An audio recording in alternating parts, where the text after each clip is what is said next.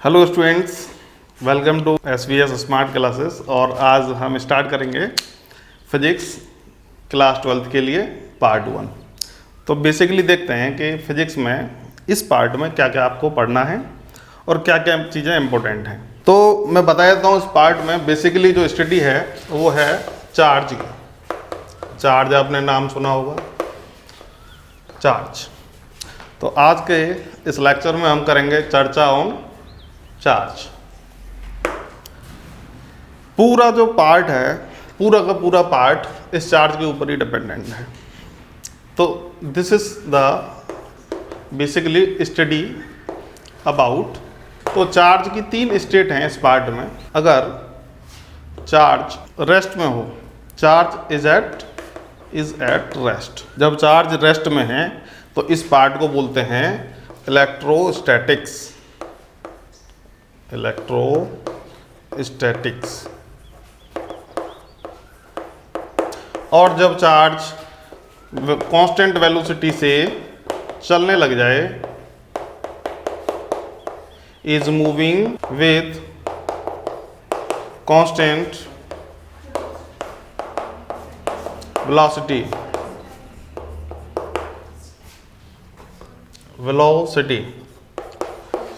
S लगा दो भैया यहाँ पर, तो ये हो जाएगा कांस्टेंट। ठीक है, कांस्टेंट का मतलब आप सब जानते हैं, कांस्टेंट का मतलब होता है कि वो अपनी वेलोसिटी को चेंज ना करे। 10 की स्पीड चल रहा है, 10 की स्पीड से चलता रहे। ठीक है, तो क्या चेंज रहना, अब क्या रहना कांस्टेंट, वेलोसिटी आपको क्या रखनी है, कांस्टेंट। तो अगर वेलोसिटी कांस्टेंट है तो इस पार्ट को बोलते हैं इलेक्ट्रोमैग्नेटिज्म। ठीक है, इधर देखिए, इलेक्ट्रोस्टैटिक्स में जो चार्ज है वो क्या निकालता है, मतलब क्या प्रोड्यूस करता है। तो जो चार्ज है वो इलेक्ट्रिक फील्ड प्रोड्यूस कर सकता है, जिसको हम क्या बोलते हैं, notation vector E, because E is the vector quantity. तो पूरा का पूरा electrostatics study about electric field. ठीक है, इस पार्ट में जब चार्ज कांस्टेंट वेलोसिटी से चलने लग जाता है तो ये चार्ज 2 चीज़ें प्रोड्यूस करता है, vector E and vector B. तो बताइए ई और बी क्या है। वेक्टर ई क्या होता है, इलेक्ट्रिक फील्ड, और बी क्या होता है, मैग्नेटिक फील्ड। इसको बोलते हैं मैग्नेटिक फील्ड। ठीक है, ध्यान रखें, इस पार्ट में ये 2 चीज़ें तो प्रोड्यूस होंगी, लेकिन रेडिएशन प्रोड्यूस नहीं होगा। No radiation produce.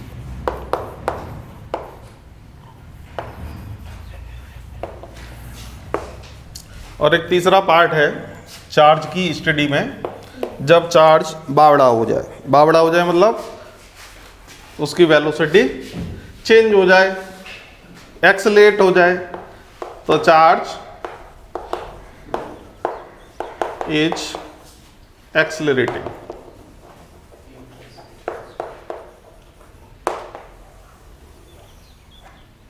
जब चार्ज एक्सेलरेट हो जाएगा तो 3 चीजें हम यहां पढ़ेंगे। क्या प्रोड्यूस करेगा ये, ई, वेक्टर बी एंड रेडिएशन। और इस रेडिएशन को बोलते हैं इलेक्ट्रोमैग्नेटिक वेव। और इलेक्ट्रोमैग्नेटिक वेव जो है वो 4 नंबर का बोर्ड परीक्षा में आता है, 4 मार्क्स, इम्पोर्टेंट चैप्टर होता है और बहुत अच्छा चैप्टर होता है। फिक्स नंबर होते हैं इसके। जो फिजिक्स का मेन स्टडी है वो बेसिकली यहीं से स्टार्ट होता है, लेकिन इन 12th क्लास आप छोटी छोटी चीज़ें बेसिक्स क्लियर करते हैं अबाउट चार्ज के बारे में। यहाँ देखेंगे, जो वेक्टर ई है, इलेक्ट्रिक फील्ड है, ये कैसे प्रोड्यूस होता है, चार्ज मतलब कैसे इसको प्रोड्यूस करता है, क्या इसके फंक्शन होते हैं, क्या क्या इसकी प्रॉपर्टी होती है। ठीक है, तो इन सब चीज़ों को जानने के लिए हम सबसे पहले क्या देखेंगे कि चार्ज क्या है। चार्ज क्या है, तो चार्ज क्या होता है, चार्ज की यूनिट क्या होती है, चार्ज की डायमेंशन क्या होती है, चार्ज की प्रॉपर्टीज़ क्या होती हैं, ये पढ़ेंगे। अगर हम चार्ज को अच्छे समझ जाएंगे तो ये सारी चीज़ें अच्छे से कवर कर पाएंगे। ठीक है, सबसे बड़ी जो यूनिट होती है इलेक्ट्रोस्टैटिक्स, इसको इस तरीके से डिवाइड किया था। पहले जो 3 चैप्टर हैं इसको इस तरीके से डिवाइड किया गया, electro 1, electro 2, electro 1, electro 2, electrostatics 1, electrostatics 2 और तीसरा कैपेसिटर। इसमें अबाउट मैग्नेट के चैप्टर्स और एसी करंट, इलेक्ट्रिसिटी और इसमें केवल EMW इलेक्ट्रोमैग्नेटिक वेव, इसके बारे में पढ़ेंगे। ठीक है, तो चार्ज के बारे में पढ़ते हैं। तो अभी हम करने वाले हैं चार्ज के बारे में चर्चा। तो चार्ज क्या होता है, चार्ज की छोटी सी डेफिनेशन तैयार कर लेंगे, क्योंकि बच्चे मांगते हैं पर पेपर में आनी नहीं है, तो आप इसको तैयार कर लेंगे। What is charge? तो charge is the property associated with matter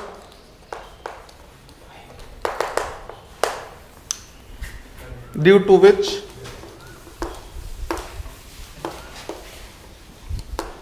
which it produces electric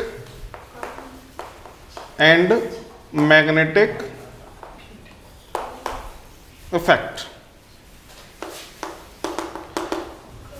कहने का मतलब एक चीज ध्यान रखें, दुनिया में ये मतलब ये कि मैटर की प्रॉपर्टी होती है और क्या प्रोड्यूस करती है, या तो ये प्रोड्यूस करे या फिर एक और चीज आप लिख लेंगे प्रोड्यूस और एक्सपीरियंस,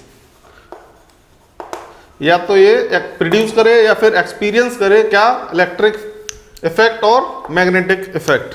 मतलब इलेक्ट्रिक फोर्स को महसूस करे या मैग्नेटिक फोर्स को महसूस करे, एक्सपीरियंस करे या फिर उनको जनरेट करे, इन दोनों चीजों को, तो इसी को हम क्या बोलते हैं, चार्ज। ये चार्ज की प्रॉपर्टी है। तो चार्ज बेसिकली क्या है, charge is denoted by Q, इसको Q से रिप्रेजेंट करते हैं। तो देखिए नेचर में जो चार्ज हैं वो 2 तरीके के चार्ज पाए जाते हैं।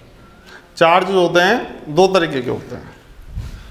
Charge are 2 types in nature.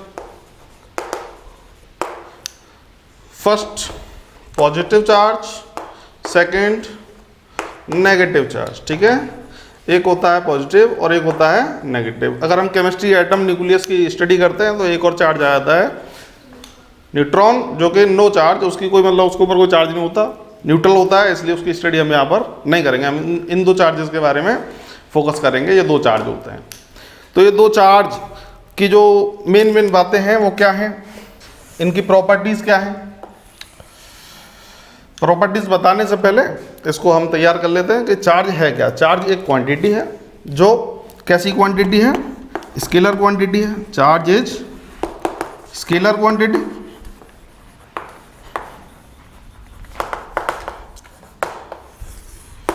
और जो चार्ज होता है इसकी यूनिट क्या होती है, SI यूनिट ऑफ चार्ज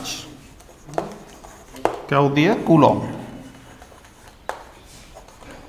ठीक है, अगर कोई कहे आपसे कि भाई सबसे छोटी unit, what is the smallest unit of charge, क्या होगी, what is the smallest unit of charge, electron. तो smallest unit of charge, largest unit of charge, largest unit of charge Faraday, Faraday ध्यान रखेंगे। ठीक है, एक फैराडे में कितने कूलम होते हैं, relation between faraday and coulomb, 1 faraday equal to 96500 coulomb. ये फिगर याद रखेंगे। ठीक है, अच्छा, इसको आप स्मॉलेस्ट यूनिट में आप कई किताबों में, कई बुक्स में देखेंगे कि इसको और दूसरे सिंबल नोटेशन से भी रिप्रेजेंट करते हैं। इसको बोलते हैं ESU। ESU का मतलब होता है इलेक्ट्रोस्टैट यूनिट। ठीक है, इलेक्ट्रोस्टैट यूनिट। और एक और यूनिट होती है, क्या होती है, EMU, इलेक्ट्रोमैग्नेटिक यूनिट। ये 2 यूनिट होती हैं। तो अब मैं बताऊं आपको कि चार्ज है, चार्ज को दो टाइप्स के होते हैं, और एक होता है पॉजिटिव और एक होता है नेगेटिव। ये पॉजिटिव और नेगेटिव ये दो चीजें किसने बताई? ये बताई बेंजामिन फ्रैंकलिन ने। तो जो फ्रैंकलिन है इसने एक रिलेशन दिया ESU और EMU का। क्या रिलेशन दिया फ्रैंकलिन? ध्यान रखें, मैं एक बार और बताता हूं आपको। फ्रैंकलिन ने क्या बताया कि एक चार्ज पॉजिटिव होता है और एक चार्ज नेगेटिव होता है, ठीक है। तो फ्रैंकलिन ने ये बताया आपको। फ्रैंकलिन ने एक रिलेशन दिया आपको। क्या दिया? Franklin equals to EMU upon ESU, ये रिलेशन। इसकी वैल्यू 3 × 10⁻10, ये रेशियो की वैल्यू निकाल के दी, ठीक। अभी हम पढ़ेंगे properties of charge. Properties of charge, properties of charge क्या है? उतार लीजिए इसे फटाफट। देखो जी, प्रॉपर्टीज ऑफ चार्ज क्या क्या होती हैं। चार्ज होते हैं दो तरीके के होता है, पॉजिटिव होता है नेगेटिव। जहां जहां दुनिया में positive to positive, negative to negative क्या होगा? प्यार। प्यार और दुश्मनी दो शब्द होते हैं। प्यार हुआ कि दुश्मनी? दुश्मनी। तो इसको आप बोलेंगे रिपल्सन। अगर -2 प्लस हो या प्लस से माइनस हो,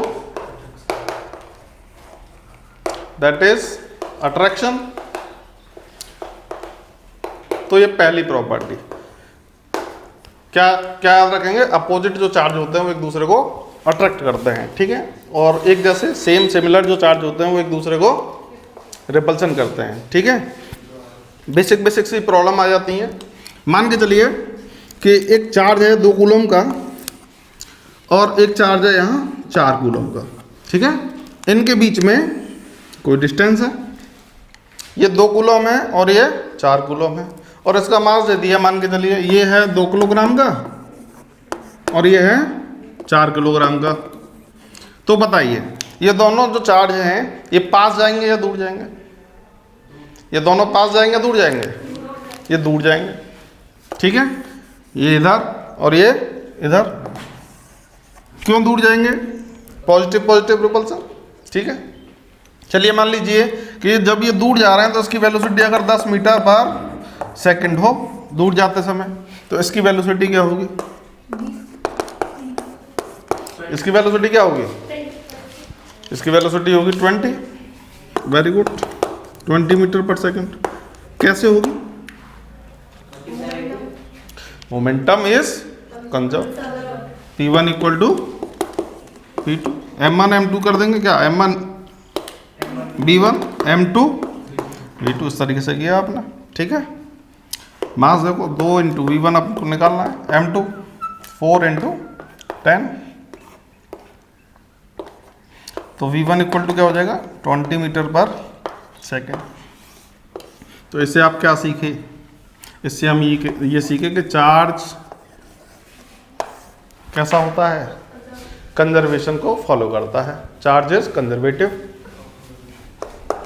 चार्ज इज कंजर्वेटिव। क्या मतलब हुआ इस बात का? दूसरी चीज, एक प्रॉपर्टी और क्या सीखे इससे आप? इससे एक चीज और सीखे कि चार्ज जब चल रहा है तो उस पर वेलोसिटी का कोई इफेक्ट नहीं पड़ता है, ठीक है। एक चीज तीसरी प्रॉपर्टी बता देते हैं क्या? Charge is independent. Charge is independent with velocity. Charge की जो वैल्यू है वो चेंज नहीं होती अगर वेलोसिटी में वो चार्ज मतलब अगर चार्ज जो है वेलोसिटी में है, चल रहा है, ठीक है, कांस्टेंट वेलोसिटी चल रहा है या फिर एक्सेलरेशन चल रहा है, तो चार्ज की वैल्यू नहीं होती चेंज। लेकिन किसकी वैल्यू चेंज हो जाती है? मास की। But mass is dependent with velocity. मान के चलिए ये एक आइसोलेटेड सिस्टम है। आइसोलेटेड सिस्टम आप समझ रहे होंगे, अभी रिसेंटली ये शब्द है क्वारंटाइन, आइसोलेशन वार्ड। तो आइसोलेटेड का मतलब इसको बाहर की दुनिया से कोई, ना तो इसके अंदर कोई जा सकता है, ना इसके अंदर से कोई बाहर आ सकता है। अब इसमें 3 चार्ज है, ये क्या आइसोलेटेड सिस्टम, इसके अंदर क्या है 3 चार्ज है, ठीक है, 1 2 3, और इसकी वैल्यू है -2, ये मान के चलिए +5 कूलम, ये -2 कूलम, और ये +1 कूलम, ठीक है। अब हमने इसके साथ कुछ करा, क्या करा, कुछ करा, और कुछ करने के बाद ये आइसोलेटेड सिस्टम में क्या हो जाता है, तीनों चार्ज की वैल्यू कुछ कुछ चेंज हो जाती है, ठीक है, कुछ कुछ चेंज हो जाती है। तो कैसे चेंज हो जाती है, मान के चलिए इसकी वैल्यू हो गई -3 कूलम, इसकी वैल्यू हो गई 2 कूलम, +2 कूलम।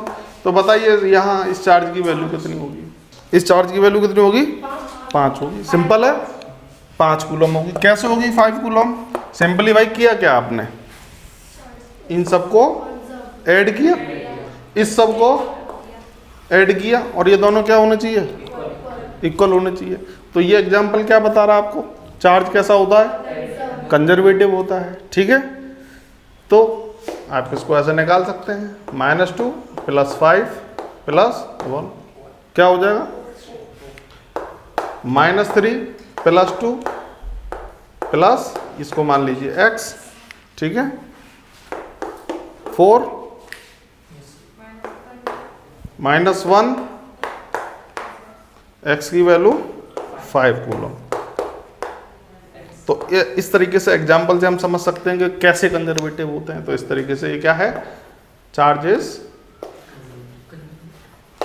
कंजर्वेटिव, ठीक है, चार्जेस कंजर्व, charge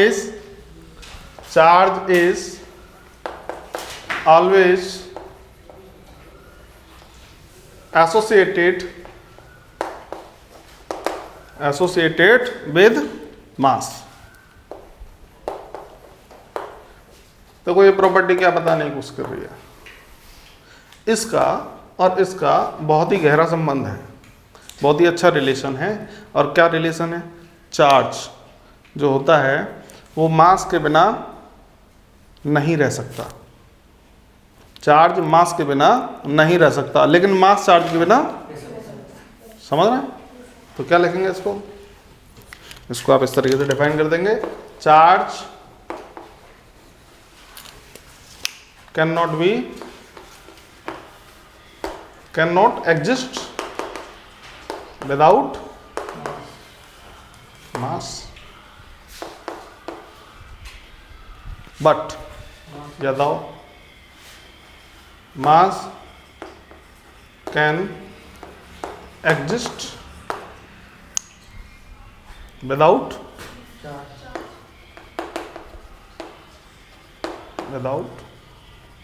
charge,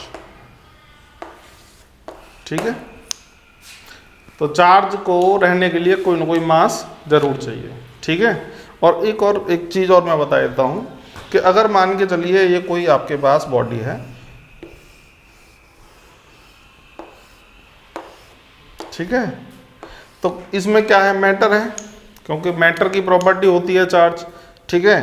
तो मैटर है तो सबको पता है कि अगर हम इसको, दुनिया की सबसे छोटी चीज़ है चार्ज, एक तरीके से समझें, ठीक है, मतलब वायरस और बैक्टीरिया से भी छोटी चीज़ है। तो इसको हम देखेंगे कि इसके अगर एक पर्टिकुलर एटम को लें तो उसमें कंट्रीब्यूशन किस किस चीज़ का होता है, प्रोटॉन होता है, न्यूट्रॉन होता है और इलेक्ट्रॉन होता है, ठीक है। तो ये मेन चीज़ है बेसिकली। तो अगर ये रखा है, कोई भी बॉडी है या दुनिया में कोई भी चीज़ है, आप कोई भी ऑब्जेक्ट ले सकते हैं, अगर ये ऑब्जेक्ट देखेंगे तो आपसे पूछेंगे कि भाई बताइए इस पर कौन सा चार्ज है, तो इस पर कौन सा चार्ज है ये कैसे बताएंगे। एक चीज़ ध्यान रखें, कभी भी कोई बॉडी होती है उस पर कोई चार्ज नहीं रहता है, ठीक है, उसको चार्ज किया जाता है कुछ प्रोसेस के द्वारा, ठीक है। तो सारी बॉडी कैसी होती है, नेचर न्यूट्रल होती हैं। अब ये मार्कर है मेरे हाथ में, इस पर कोई चार्ज है नहीं है, न्यूट्रल है। क्यों होती है, कोई कहने लगा भाई ये न्यूट्रल होती है, चलो ये समझ लिया, लेकिन क्यों होती है न्यूट्रल, सारी जो बॉडी होती हैं नेचर में वो न्यूट्रल होती है, बट वाई, क्योंकि आप जानते हैं बहुत सिंपल रूल है, जितने प्रोटॉन होते हैं उतने इलेक्ट्रॉन होते हैं, the number of electron is equal to number of proton. तो इसलिए बॉडी क्या हो जाएगी, न्यूट्रल हो जाएगी, क्योंकि ये इसको कैंसिल कर देगा। ये नेगेटिव चार्ज होता है, ये क्या होता है, पॉजिटिव चार्ज होता है। ठीक है, तो अभी इस पर क्या है, कोई चार्ज नहीं है, नो चार्ज। तो इस पर अगर चार्ज आना है, चाहे वो माइनस हो चाहे प्लस हो, पॉजिटिव हो या नेगेटिव हो, तो वो कैसे आएगा। सपोज कि अगर यहाँ proton greater than, number of protons जो हैं ग्रेटर देन हो जाए नंबर ऑफ इलेक्ट्रॉन्स, तो देखिए अगर अभी शुरुआत में क्या है, शुरुआत में आप क्या देख रहे हैं, इनिशियल पोजीशन क्या है, number of proton equal to क्या है, नंबर ऑफ इलेक्ट्रॉन। तो आप क्या करें कि इलेक्ट्रॉन, क्योंकि देखिए एक चीज़ ध्यान रखें, आपको पता है कि न्यूक्लियस में प्रोटॉन की जो पोजीशन होती है वो होती है फिक्स, और इलेक्ट्रॉन जो होता है वो मूवेबल होता है, चल सकता है। ठीक है, तो इलेक्ट्रॉन को आप अगर निकाल देंगे इसमें से किसी तरीके से, तो क्या होगा, प्रोटॉन ये और इलेक्ट्रॉन ये, यानी कि अगर कुछ इलेक्ट्रॉन बाहर चले गए इसकी दुनिया को छोड़कर, तो इलेक्ट्रॉन लेस देन हो जाएंगे प्रोटॉन से। ठीक है, तो कुछ नेगेटिव चले गए तो यहाँ पर जो संख्या है पॉजिटिव की वो ज़्यादा हो जाएगी, तो इस बॉडी पर कैसे चार्ज आ जाएगा, जो जिसका नंबर ज़्यादा है वही चार्ज आ जाएगा, तो ये बॉडी कैसी हो जाएगी, पॉजिटिव चार्ज। ठीक है, तो नंबर ऑफ प्रोटॉन अगर इलेक्ट्रॉन से ज़्यादा हो रहे हैं तो चार्ज कैसा है, पॉजिटिव। अगर in case number of electron is greater than number of proton हो तो चार्ज कैसा है, नेगेटिव। ठीक है, और number of electron is equal to number of proton हो तो चार्ज कैसा है, न्यूट्रल है। ये समझ में आगे देखेंगे आगे क्या है, आगे वेरी सिंपल कंसेप्ट। देखिए इलेक्ट्रॉन जो होता है ना, अगर जा रहा है इसकी दुनिया को छोड़कर जा रहा है, या फिर इसमें कहीं से आ रहा है, ये कब कब कब पॉसिबल है, जब इसमें कहीं से इलेक्ट्रॉन आएंगे।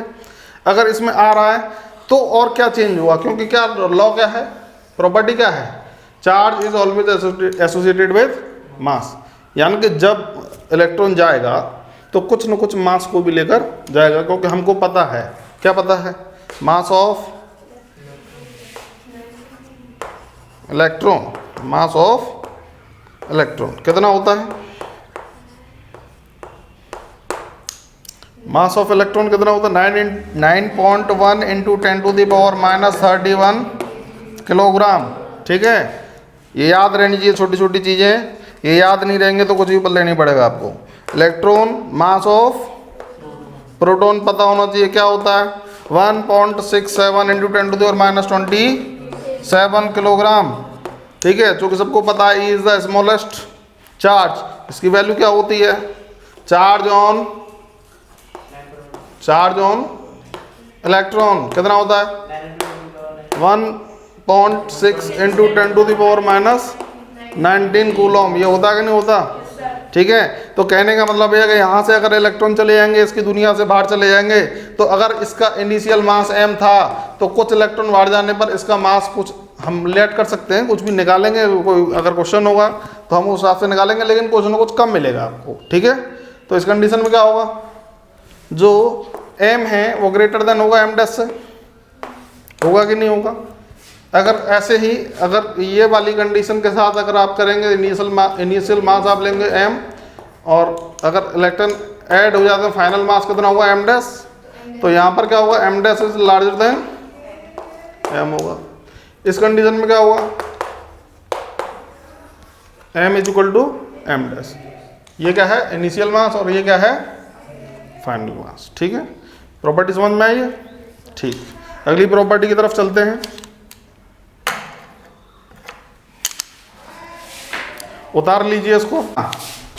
देखिए नेक्स्ट प्रॉपर्टी, और बहुत इंपॉर्टेंट प्रॉपर्टी है, इसको बोलते हैं क्वांटाइजेशन ऑफ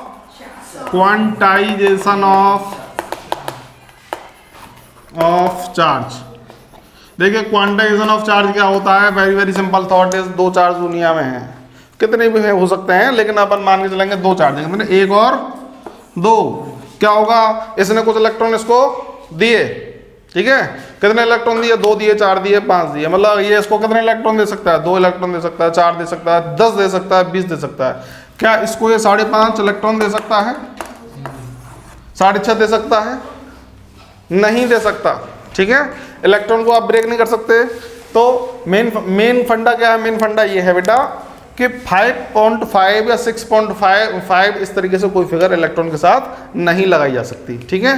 तो इस हिसाब से हम इसको ऐसे डेमोन्स्ट्रेट कर सकते हैं कि Q is equal to NE, plus minus लगाएंगे इसके आगे, Q इक्वल टू NE समझ लेंगे। E तो सबको पता है, E क्या होता है, इलेक्ट्रॉन, ठीक है। और N क्या होता है, नंबर ऑफ, नेचुरल नंबर बोल सकते हैं उसको, 1 2 3 and so on, 1 2 3 dot dot dot and so on. Plus minus का क्या रोल है, प्लस माइनस का रोल ये है कि इलेक्ट्रॉन जा रहे हैं या इलेक्ट्रॉन आ रहे हैं, यानी कि लॉस और गेन। क्या लिखेंगे, the plus minus symbol are putting for because loss और gain of electron from one body to, समझ में आई बात, लॉस और गेन ऑफ इलेक्ट्रॉन। देखिए मान के चलिए कि ये हमको समझ में आ गया कि भाई Q equal two plus minus NE होता है, ठीक है। तो N की वैल्यू कभी भी क्या नहीं हो सकती, N की वैल्यू नो फ्रैक्शन, कभी भी फ्रैक्शन नहीं हो सकती, ठीक है। पॉइंट डेसिमल में नहीं हो सकती। N की वैल्यू क्या होनी है, 1 2 3 4 5 इस तरीके से होनी चाहिए, ठीक है। तो ये होता है हमारा क्वांटाइजेशन लॉ ऑफ चार्ज, और ये बहुत इंपॉर्टेंट लॉ है, इसको आप ध्यान रखें।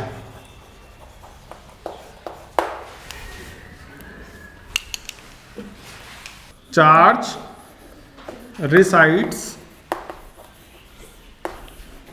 on the outer surface,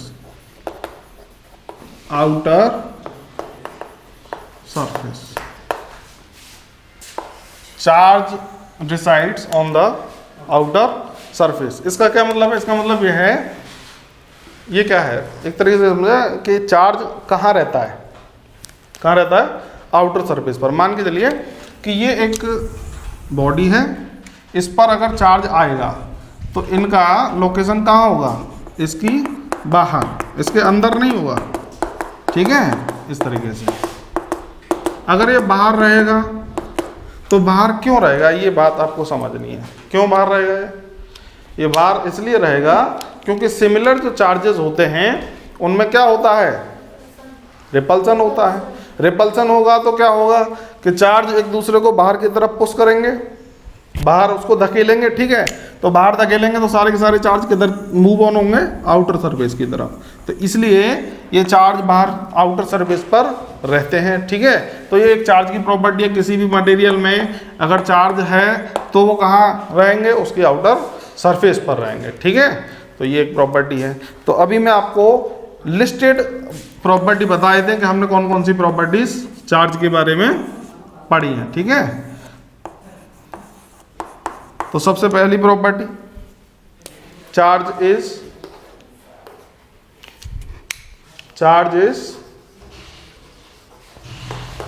conservative,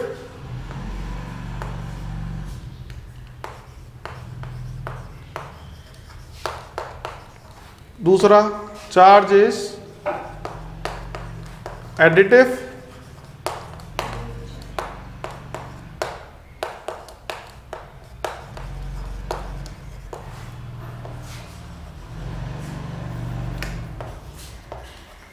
quantization